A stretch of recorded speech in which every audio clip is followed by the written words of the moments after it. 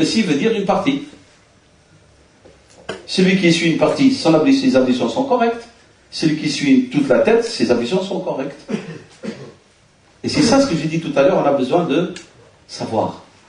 Lorsqu'on a ce savoir, on ne va plus chamailler avec personne.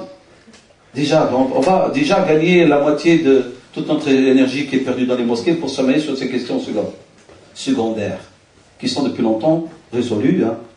On est en train, parce qu'on est ignorant, on tourne autour.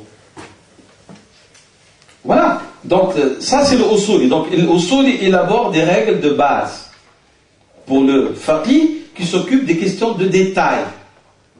Le usul, il va expliquer ce que veut dire la notion de l'interdiction, la notion, le concept. Que veut dire le haram? Il va expliquer cela pour que le juriste l'utilise dans les questions pratiques. Il fait la différence entre sunnah, as-sunnatu, qui est synonyme du terme le recommandé, et as-sunnatu comme étant la source de la loi. Il vous explique qu'il y a deux sens. Lorsque vous dites Anna, j'ai mis en pratique une sunnah, ça veut dire quoi? Et juridiquement, vous avez mis en pratique un acte recommandé. Mais la sunnah, c'est une source de la loi dans laquelle il y a des actes jugés obligatoires, interdits, répréhensibles, recommandés et permis. Il faut qu'on sache de quelle sunnah vous me parlez. Et vous me dites, vous n'avez pas fait la sunnah, et vous la dites avec colère. Lorsque je vous demande de quoi il s'agit, vous dites, vous n'avez pas mis le khul dans vos yeux. Mais pourquoi tu t'énerves? C'est pas obligatoire. Vous n'avez pas le siwak, et tu me sanctionnes. Mais pourquoi? Mais c'est pas obligatoire le siwak. Si je le fais, je suis récompensé. Si je le fais, je ne suis pas puni. J'ai aucun problème. Pourquoi est-ce qu'on... Vous n'avez pas fait le de la carte salutation de la mosquée. Dans certaines mosquées, vous entrez, vous ne priez pas. S'ils avaient des revolvers, vous aurez canardé sur place. Alors qu'on sait qu'il y a 5 prières obligatoires, il n'y a pas 20. Comme ça. Subhan, Dhahr, Asr, Maghrib, Isha. Khamsa salawat. Et nous avons ça dans les textes des hadiths de l'Isra wal Mi'raj. Khamsun, récompensé par 50. Il n'a pas dit 6, sallallahu alayhi wa sallam. Je ne fais pas mes 2 rak'at de salutation mosquée. Pourquoi est-ce que vous m'en voulez? Premièrement, c'est votre affaire. Je n'ai pas besoin de hasanat, c'est votre problème. Aussi, moi, j'ai fait le choix que parce qu'il y a l'imam qui fait son discours, et je considère prioritaire d'écouter l'imam que de faire de rak'at. Où est votre problème? Moi, je me filer à cet avis-là, qui considère que l'écoute du sermon est une obligation. Et les 2 rak'at, c'est recommandé. Et j'accorde priorité au sermon sur le recommandé. L'obligatoire au recommandé. C'est l'avis que j'ai suivi qui est fondé. Toi, tu veux faire 2 rak'at, c'est ton problème parce que tu as la lecture du hadith. Mais moi, j'ai un autre avis qui est aussi fondé. Et pourquoi on se chamaille sur ça? Sur quelque chose de recommandé. Et qui est personnel en plus. Elle n'est pas du domaine de l'obligatoire. Vous voyez, tout ça parce qu'on ne comprend pas ce que disent les usul fiqh, les usulis. Donc le usul explique les notions d'obligatoire. Et ils nous disent l'obligatoire n'est pas un seul. Il y a beaucoup de sortes d'obligatoires. Parce que là, on fourre tout dans l'obligatoire. Ils nous disent il y a un obligatoire individuel et qui doit être fait tout de suite. Puis un obligatoire qui est prolongé dans le temps. J'ai le temps de le faire. Comme par exemple, que les sœurs ne compensent pas tout de suite les jours de jeûne non jeûnés pour cause d'indisposition. Elles ont toute une année. On leur demande de formuler l'intention de les faire. Mais si, imaginons, une sœur meurt entre-temps, elle n'est pas coupable, parce que Dieu lui a donné un laps de temps pour s'en acquitter qui est long. Ça s'appelle wajib muwassa.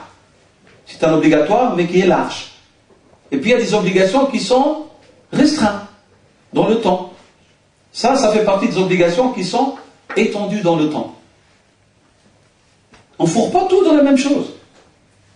L'interdit, il y a l'interdit les zatihi et l'interdit les ghayrihi. Il y a l'interdit pour lui-même. Et puis il y a des choses qui sont interdites pour autre chose qui y mènent. Et elles n'ont pas la même valeur, le même statut. Et ainsi de suite. Qui explique cela? C'est le usuli. Qui explique cela pour que celui qui va faire les questions de détail.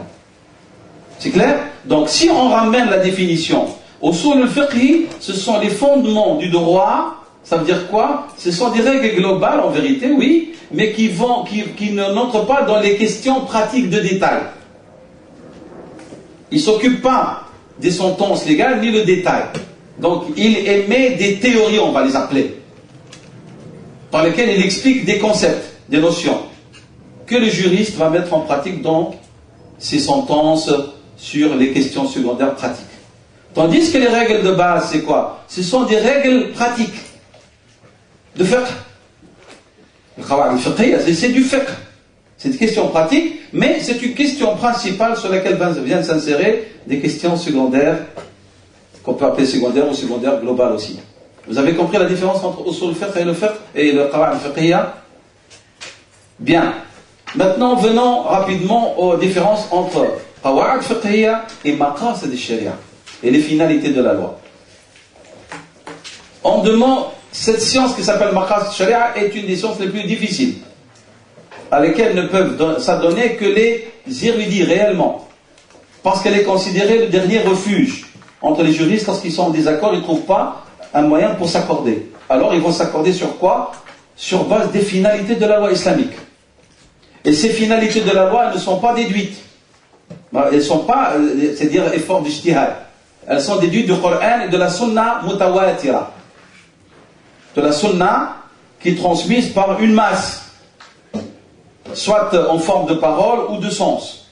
On a vu le prophète faire. On a compris quelque chose de ces actions multiples répétées dans un même domaine. Ou on a un hadith qui est rapporté par une masse de rapporteurs. Ou le Coran, c'est tout. Ça, ce sont les sources de maqasid sharia. C'est pour ça qu'on ne peut pas diverger. Ces maqasid sharia, c'est-à-dire, on va chercher la sagesse, al-hikmah, al-maqsad. Qu'est-ce que Dieu veut, en vérité, réaliser comme intérêt, comme maslaha pour l'humanité, derrière une règle légale quelconque. C'est clair? Et je vous ai dit que les savants sont allés, ils ont détaillé leurs recherches. Ils ont cherché les finalités globales, les buts fondamentaux, ils ont appelé al-maqasid al-amma de la loi, et puis ils ont cherché les maqasid de chaque domaine. Le droit familial, on prend là, par exemple la question de la famille, et là on déduit une finalité. Ou ils sont allés par exemple dire pourquoi Allah subhanahu wa ta'ala a donné priorité du divorce à l'homme. Il y a un maqsad, il y a une finalité. Ça s'appelle les finalités particulières à chaque sentence, ça s'appelle. Il y a une hikmah. Pourquoi Dieu a accordé 2 parts à l'homme et 1 part à la femme? Il y a une hikmah, il y a une finalité. C'est pas comme ça, au hasard. Il y a un maqsad shar'i. Ça va? Ça, c'est ce qu'on appelle les maqasid shar'i, les 3 sortes. Ces finalités, j'ai dit, elles sont sujets d'unanimité. Le premier à avoir, on va dire, mentionné, tout en réservant un petit chapitre, en vérité, c'est l'imam al-Shatibi, rahimahullah, qui a parlé de cette science, dans son livre al-Maqasid al-Muwafaqat, l'imam al-Shatibi. Et puis, en vérité, on va sauter dans l'histoire pour trouver que celui qui va écrire un livre indépendant pour cette science, c'est le Cheikh Tahir ibn Ashur, dans son livre Maqasid al-Amma al-Sharia al-Islami. Et puis maintenant, c'est devenu un sujet de préoccupation de beaucoup de savants, parce qu'ils ont vu que les maqasid peuvent servir beaucoup pour déduire surtout de nouvelles sentences en notre époque. On appelle ça l'ijtihad al-maqasidi maintenant. Beaucoup. Et parmi ceux qui le maîtrisent et qui sont considérés comme une référence montante dans ce domaine, le docteur Ahmed al-Raysouni, du Maroc, qui est un des spécialistes de maqasid al-sharia. C'est clair? Donc voilà, donc ça c'est maqasid al-sharia. Les maqasid, au début, on les a fixés en 5, qu'on appelait le Kulliyat al-Khams, les 5 universaux. La préservation de la religion, de la vie, de la raison, de la propriété privée et de l'honneur et les filiations. C'était les 5, les premiers sur lesquels on parlait. On les appelait Dharurat al-Khams. Préservation de la foi, ou de la religion, de la croyance. Hifdh al-Din, Hifdh al-Hayat, préservation de la vie. Hifdh al-Aql, préservation de la raison. Hifdh al-Mal. Al-Mal en arabe ne veut pas dire l'argent. Le mal, c'est tout ce qui a de la valeur. Ça s'appelle le mal. Toutes sortes de biens, ça s'appelle malon. Si on veut spécifier, on va dire vous avez de l'or, vous avez des pièces de monnaie, vous avez on spécifie à ce moment-là. Lakin le mal, c'est un terme général qui veut dire tout ce qui a de la valeur. Un bien foncier, des terres, tout ça, ça s'appelle amwal. Donc, hifdhul mal, et puis il y a hifdhul nasab, préservation de la filiation, et d'autres, il y ajoute, comme le Baham de Ghazali, al-arf, l'honneur. Mais ça se rejoint. Et si vous regardez tout ce qui est interdit, tout ce qui est obligatoire, recommandé aux répressions de l'islam, il a pour but de préserver une de ces 5 universaux. Interdiction de l'assassinat, homicide, c'est pour préserver la vie. Interdiction des boissons enivrantes, de la drogue, etc., c'est pour préserver la raison. Interdiction de l'ignorance en islam, c'est pour préserver la raison. Le fait que l'islam se bat contre la mécréance, c'est pour préserver la foi. Sanction pour les adultérins, c'est pour préserver la famille, l'honneur et la filiation. D'où les fatawas, on n'est pas pour une mère porteuse et tout ça, pour qu'il n'y ait pas de mélange des filiations. Interdiction donc de voler et condamnation du voleur, c'est pour préserver les biens. De la triche, de l'arnaque, interdiction du monopole, l'ihtikar, tout ça c'est pour préserver les biens. Donc toute la loi musulmane en vérité cherche à préserver al-kulliyat al-khams. On les appelle kulliyat al-khams, les 5 universaux ou les 5 nécessités. Hifdhul din, hifdhul hayat, hifdhul aql, hifdhul mal, hifdhul nasab ou al-'arf. Nous sommes d'accord? Et puis après d'autres savants ont commencé à déduire d'autres. Cheikh Tar ibn Ashur a ajouté la liberté, hurriya. La contrainte est interdite en islam. Quel qu'il soit, même pour un non-musulman, on ne peut pas contraindre. Qui que ce soit. Il a ajouté la fraternité, comme une des finalités de la loi. Il a ajouté la continuité de l'ijtihad. Sinon la Ummah va être figée. Il a ajouté la solidarité, la takaful. C'est une des finalités de la loi. Ça va? Et puis nous avons d'autres maintenant qui sont en train d'ajouter d'autres règles. En allant fouiller encore dans le Coran et la Sunna. Donc vous avez compris le maqasid, donc ce sont les sagesses. Les buts que le législateur subhanahu wa ta'ala ou son prophète sallallahu alayhi wa sallam, par ordre de Dieu, veulent que ça se réalise dans la vie des hommes pour vivre heureux dans ce bon monde et d'atteindre la félicité dans l'au-delà. C'est ça le maqasid. Les règles, le qawa'id fiqhiyya, c'est autre chose, comme j'ai expliqué. Donc vous voyez, il n'y a pas de relation entre les deux. Est-ce que c'est clair, s'il vous plaît, jusque-là? La cadence, elle est supportable? On y va tout doucement. S'il y a une information que je dois répéter, vous me dites. Oui. Le nom du savant qui a rajouté liberté... C'est Cheikh Tar ibn Ashur. Il est mort vers les années 70. C'est le dernier grand imam de la Zaytouna. De la grande mosquée de Zaytouna, pas de l'université. Cheikh Tar ibn Ashur. Ahmed al-Raisouni. Il est vivant, Allah qu'Allah lui accorde longue vie, et c'est une des références maintenant incontournables. Alhamdulillah, et les musulmans sont fiers d'avoir un érudit de ce genre-là. Je n'ai pas dit les Marocains, j'ai dit les musulmans.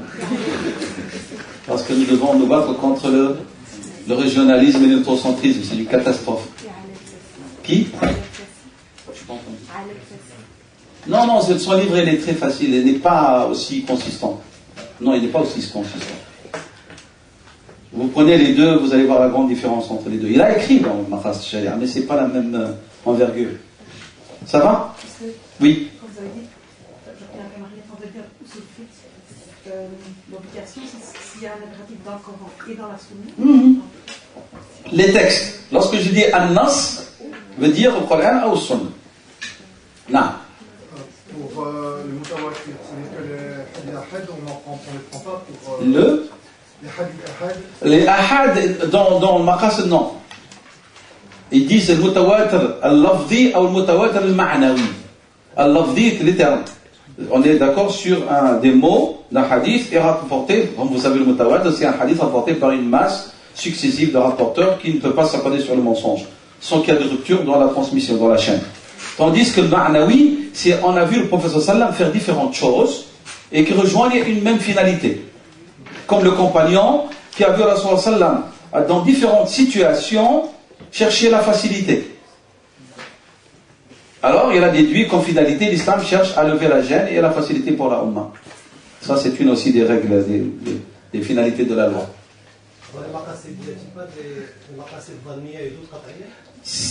Dhanniya dans le sens, c'est-à-dire le texte est le probant. Mais maintenant, il faut qu'on explique aux frères et sœurs que veut dire le dhanni dans le domaine de la loi. Le dhanni, c'est pour ça que j'ai dit tout à l'heure, ne traduisez pas littéralement. Toute votre compréhension littéraliste des termes, vous les laissez à côté. Le dhanni dans la langue arabe veut dire le douteux. Dhan, doute. Le dhanni dans le droit musulman, c'est ce qui est probant. Qu'est-ce que ça veut dire probant? C'est que vous avez un avis sûr et certain et un avis sûr. Le sûr et certain, il est qat'i. On l'appelle, il est formel. Et le sûr, les moins sûr et certain, il est sûr, on l'appelle probant, on l'appelle dhanni. Donc il est toujours bon, puisqu'il est sûr. C'est-à-dire là vous avez les sûrs à 100%, et là vous avez les sûrs à 90%. C'est tout. Comme lorsque vous comparez le hadith mutawatir par rapport au hadith ahad. Le hadith mutawatir, c'est une masse successive de rapporteurs sans rupture dans les chaînes, il est sûr et certain. Le hadith ahad, est-ce qu'il est sûr ou non? Si, puisqu'il y a fiabilité de rapporteurs, il n'y a pas de rupture dans la chaîne. Mais parce que c'est 1. 50, c'est pas comme 1. Mais 1, il n'est pas menteur, le hadith il est juste. Et la preuve, on le prend en considération. Dans les règles pratiques, et même certaines écoles, comme les Hanbalites, même dans l'Aqida. Ça va? J'espère que vous avez compris le propos, parce que, comme j'ai dit, arrêtez de faire des traductions, c'est dangereux. Littéraliste. Parce qu'on parle de science islamique ici. Comme par exemple le terme ta'wil. Interprétation est une catastrophe dans la bouche des gens. At-ta'wil en arabe, avant, c'était synonyme de tafsir. Et la preuve, le hadith de Rasul sallam, dans lequel il invoquait Dieu en faveur de Sayyidina Abdullah ibn Abbas. Qu'est-ce qu'il a dit? Allahumma faqahu fi din wa 'allimhu at-ta'wil. veut dire la compréhension de l'explication du Coran. Et puis après, se sont séparés les deux termes pour dire tafsir, c'est l'explication, et ta'wil, c'est quoi? C'est lorsque vous avez deux avis et qui se valent, et alors le savant, il va chercher le plus probant des deux. C'est ça le ta'wil. Nous, on a compris ta'wil, interpréter, ça veut dire quoi? Il dit ce qu'il veut. Et non, je vous ai dit tout à l'heure, l'érudit ne dit pas ce qu'il veut. Il a des règles. C'est pour ça, un érudit, lorsque vous lisez les livres des spécialistes, il vous explique sa démarche. Et les textes à lesquels il s'est référé, et comment est-ce qu'il a compris. Mais c'est normal pour la masse des musulmans, il ne va pas lui expliquer ce que je suis en train de vous expliquer maintenant. Vous imaginez, ma mère, au Amal Hajj, je suis en train d'expliquer le Qawa'id Fiqhiyya, et qui n'a jamais fait d'études. Il va dire, le din, il est simple, et vous l'avez compliqué. Alors que moi, je l'explique l'islam, en vérité, comment il fonctionne. C'est pour ça qu'il n'est pas demandé que les gens de la masse, de l'ordinaire, soient distraits ou on sème la zénette dans leur esprit par des sujets pareils. On doit éviter des sujets pareils dans les mosquées. Et le muqallid, le conformiste qui n'a aucun savoir, on lui explique comment est-ce qu'il doit pratiquer, vivre sa religion. Point à la ligne. On ne doit pas commencer à... Je suis dans une mosquée et je commence à soulever des questions de divergence. Le pauvre qui pratiquait depuis 40 ans, il va sortir et va dire, moi je ne sais plus, je suis musulman ou je ne suis pas. Pourquoi? Allège. Et d'où l'ordre de Sayyidina Ali nous a demandé, vous devez parler aux gens par rapport à leur capacité de compréhension. Le discours que je tiens avec des intellectuels, ce n'est pas le discours que je tiens avec des gens de la masse qui n'ont jamais fait d'études. Le discours avec des étudiants, ce n'est pas comme celui que je tiens avec des intellectuels, mais qui n'ont jamais fait de sciences islamiques. C'est pas que je suis en train de doser et de faire de la censure, non, mais chacun, je lui donne selon sa capacité. Et c'est pour ça qu'il faut éviter d'aborder des thèmes avec surtout les gens d'ordinaire, parce que parfois on risque même de les pousser vers la mécréance. Le type, il a toujours compris qu'Allah il est wahid, que Sayyidina Muhammad est Rasulallah, et que je dois faire la shahada, et je dois croire dans les 5-6 piliers. On vient commencer à lui parler des attributs de Dieu, et que veut dire la parole de Dieu. Est-ce que Dieu a une main ou non? Est-ce qu'il a un pied ou non? Est-ce que Dieu sourit ou non? Allez, haram alaikum. Jusqu'à ce qu'on fait tomber des musulmans dans le corporéisme. Il y a des gens qui vont imaginer Dieu.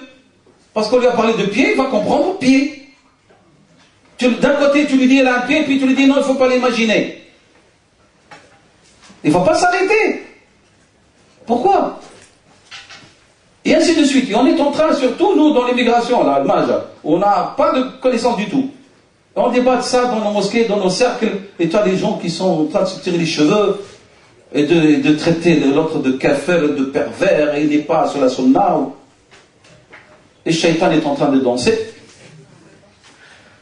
Et les autres sont dit, alhamdulillah. Les musulmans sont bien occupés. Voilà. Nahna, on s'est occupé à parler, et les anciens, ils se sont occupés à agir. Et lorsque tu as une umma qui est éprouvée par la parlotte, c'est un signe de sa décadence. Une umma qui agit ne parle pas trop. Ta'mal. Et la preuve, notre prophète sallam, ses discours étaient concis. Sallallahu alayhi wa sallam, il ne faisait pas des discours de 5 heures. J'ai un kalam, une parole dans laquelle il y a 3 mots, 4 mots. Un discours qui ne fait même pas 5 minutes. Nahna, aawadu, aawadu, aawadu, aawadu. Et si tu fais un discours court, alors tu n'es pas bon. Ummat al-kalam. Et Dieu veut qu'on soit ummat al-af'al. Et donc voilà, c'est pour ça, donc faites attention, hein. Nous sommes en train de fixer les limites pour que vous compreniez les différences entre ces savoirs. Je vais vous parler maintenant de Nazariyat al-Fiqhiyya. C'est un domaine extraordinaire du droit musulman. Et certains des frères, une fois, j'avais des frères qui faisaient le droit, ils étaient surpris de ce que j'avais expliqué. Ils ont dit, mais c'est ce qu'on nous explique dans les cours de droit. J'ai dit, oui, mais vous devez connaître un peu l'historique du droit musulman et l'historique du droit positif aussi. Et des 6 sources aussi. C'est pas que le droit romain, c'est pas vrai. Il faut lire un peu. Et donc, bah oui, il y a un emprunt du droit musulman qui a été fait. Et donc, je vais vous parler un peu des théories du droit. Alors, qu'est-ce qu'une théorie du droit? Qu'est-ce qu'une nazariyya fiqhiyya? Il dit c'est une compréhension générale qui va permettre d'élaborer tout un système de droit par rapport à un thème bien précis sous lequel vont venir s'insérer des questions de détail. Je donne c'est des concepts, on va les appeler, des théories. Par exemple, la théorie du haqq, nazariyat al-haqq, mon droit. Ça, c'est un concept. C'est une théorie de droit. Là, on va expliquer, ma huwa al-haqq. Qu'est-ce que ton droit? Quelles sont ses limites? Quand est-ce qu'il s'agit de droit de l'autre? Ton droit, qu'est-ce qu'il te permet de faire et de ne pas faire? La théorie de al-ikrah, la théorie de la contrainte. Qu'est-ce que la contrainte légale? Il y a 2 sortes de contraintes. Quelles sont leurs implications? Il y a une contrainte générale et une contrainte partielle. Il y a ikrah al-mulji, complète, on vous en spolie de toute votre volonté. Vous n'avez plus de volonté. Ça, c'est la vraie contrainte. Et puis, il y a une contrainte où on vous propose des choix dans la contrainte. Tu fais ça ou ça. Mais dans la contrainte, est-ce que tout est permis ou non en islam? On explique la théorie. Est-ce que lorsque on me met un revolver sur la tempe ici, on me dit, si tu tues pas Abdullah, on te tue. Est-ce que cette contrainte me permet de tuer Abdullah? Non. Parce qu'il s'agit, la contrainte que je subis ne peut pas se justifier pour être levée de spolier ou d'empiéter sur le droit de l'autre.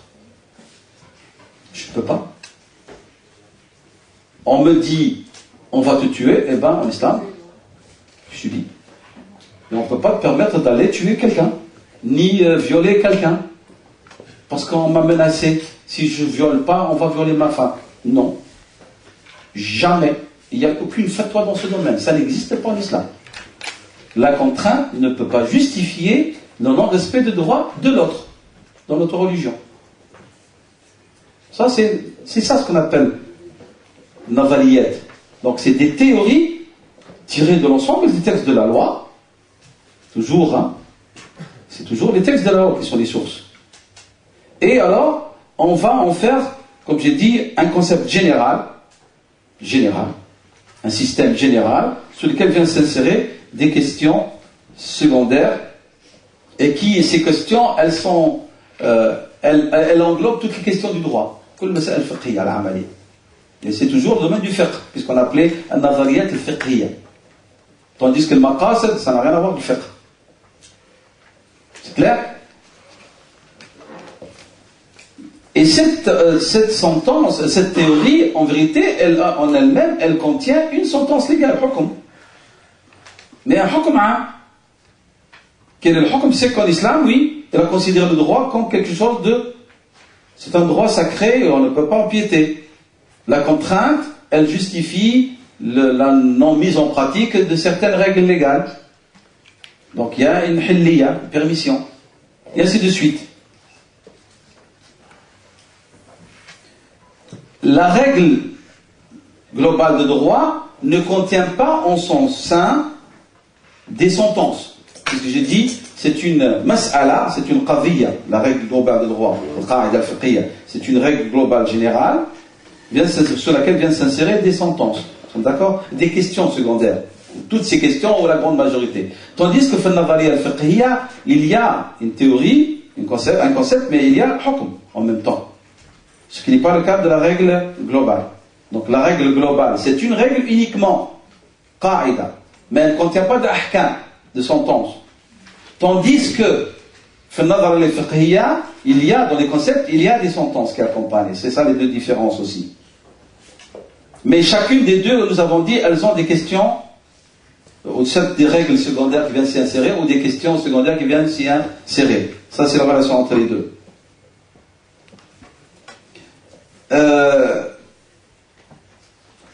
Je ne veux pas aller plus loin. Je vous ai donné un peu la définition générale de ce que veut dire Nazariyya al-fiqhiyya. J'ai donné deux illustrations qui sont Nazariyya al-haqq ou Nazariyya al-ikrah. Mais je ne voulais pas entrer dans les détails, et puis je donnais deux petites différences. Alors, il y a un terme qui est utilisé dans les livres des spécialistes des qawa'id fiqhiyya, c'est qu'ils parlent de qawa'id fiqhiyya, de règles globales de droit, mais ils parlent aussi de ashbah wa nadha'ir. Comme Imam Suyuti et d'autres ont écrit des livres comme ça. Al-ashbah, alors shabah veut dire ce qui est similaire. Wa nadha'ir, ce qui est nadhir ou ce qui est égal. Nadhir ou shay'i, c'est celui qui lui ressemble à 100% avec égalité. Mais il y a une différence alors. Al-shabah ne peut pas être forcément égal à 100%. Yishbah, il ressemble à Yishbah.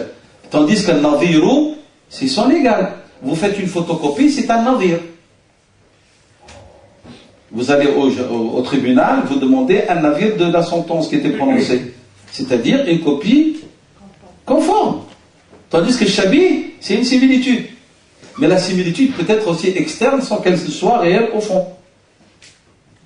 C'est pour ça que nous, par exemple, dans le domaine de l'analogie, on dit, il y a des gens qui font une analogie qui est fausse. C'est une analogie qui est basée sur l'image externe, mais non pas sur la similitude dans les deux causes, comme je vous expliquais là. Il faut que la cause qui motive la règle, qu'on trouve dans le Coran et la Sunna, on doit la retrouver dans la question nouvelle. Ça s'appelle la vraie analogie. Alors là, vous avez une similitude réelle entre les deux causes. Tandis que Al-Shabah peut être une ressemblance externe sans qu'elle ne soit vraie au fond. Alors, par exemple, on dit ça c'est une analogie qui est fausse, c'est une analogie, mais alors qu'il y a une différence. Mais la personne s'est basée sur quoi? Elle s'est basée sur une image externe pour dire, ouais, mais puisque Dieu dit là, il dit là. Et ça, c'est en général les ignorants qui parlent comme ça. Et nous avons dans le Coran quelque chose qui ressemble à ça, lorsque les frères de Sayyidina Yusuf alayhi salam, ils ont accusé Benyamin d'être voleur, en disant quoi? En disant, il a un frère qui a volé aussi avant lui. Alors que Sayyidina Yusuf, parce qu'il n'a jamais volé alayhi salam. Mais ils ont dit, puisque Benyamin a volé, c'est qu'il a un frère avant lui qui était voleur. Est-ce qu'en islam, parce que votre père est voleur, vous allez être certainement voleur? Pas du tout. Ce qu'on entend dans le langage populaire est faux. C'est pas parce que je suis issu d'une famille où il y a par exemple des gens déviés que je vais être dévié. C'est pas parce que j'ai des personnes de ma famille qui pratiquent pas que je vais être mal non pratiquant. C'est n'importe quoi ça. C'est vrai qu'on est influencé par son milieu socio-culturel, mais on n'est pas condamné. Mais dans le langage populaire, on a cette catastrophe. Hein. On nous fait croire, parce que tu es le fils d'un tel, ou tu es la fille d'une telle ou d'un tel, eh ben tu dois être condamné à être la même. Non. Donc ils ont dit, s'il a volé, il a un frère qui a volé avant lui. Alors nous avons dit, ça c'est un qiyas ma'al farq. C'est pas parce qu'ils sont frères qu'ils sont voleurs tous les deux.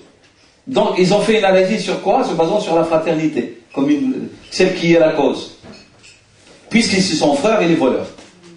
Et c'est faux, c'est pas ça un qiyas. C'est clair?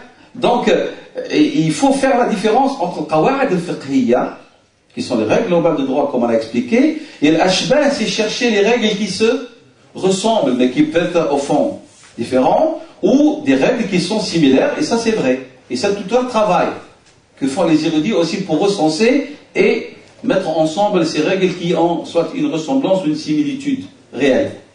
Et alors on a appelé ashbah al-nadha'ir. Certains ils ont dit les règles globales de droit et ashbah al-nadha'ir c'est la même chose. Parce qu'on a une règle globale, puis on va chercher tout ce qui se ressemble pour les mettre sous la même règle globale. Et d'autres, ils ont dit non, il y a des différences. Mais vous avez des livres qui circulent de savants musulmans très anciens, qui s'appellent Al-Ashbah wa Al-Nadhar, comme celui d'Ibn Nujaym le-Hanafi, ou celui de l'imam Suyuti, rahimahullah, qui était shafi'ite. Voilà, ça ce sont des livres comme ça pour les étudiants. Vous savez qu'est-ce que ça veut dire les livres de Ashbah wa Nadha'ir et quelle est la différence avec cette question. Je vais terminer, si vous voulez bien, cette première, on va dire, séance, par vous expliquer quelle est la différence entre les règles globales de droit et qu'on appelle al-dhabit, al-fiqh, que moi j'ai traduit plutôt par le terme les normes.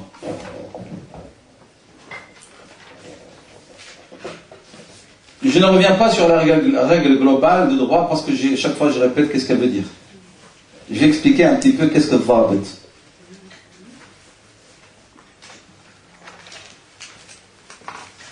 Les spécialistes disent que al-dhabit al-fiqh il est plus restreint que la règle globale de droit dans son essence.